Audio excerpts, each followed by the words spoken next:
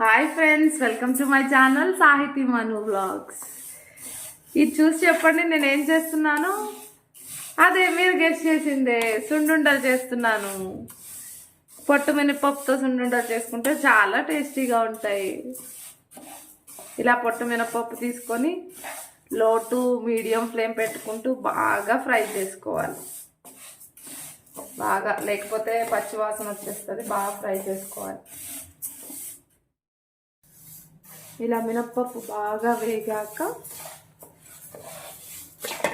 Stove off చేసుకొని చల్లారనివ్వాలి.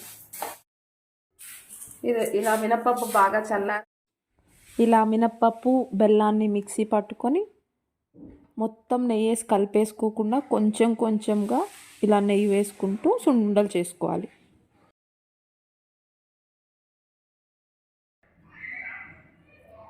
ఇలా చేసుకోవాలి. ఇలా ఒక్కొక్కటిగా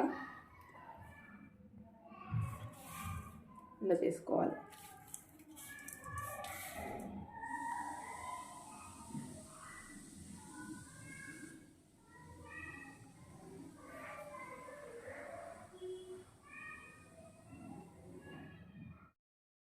చూసారు కదా ఫ్రెండ్స్, ఇలా సింపుల్గా పొట్టు మినపప్పు బెల్లం నెయ్యితో ఇలా ఇంట్లోనే చేసుకొని టేస్ట్ చేయండి. Eat healthy, stay strong. Please don't forget to like, share and subscribe. Thank you.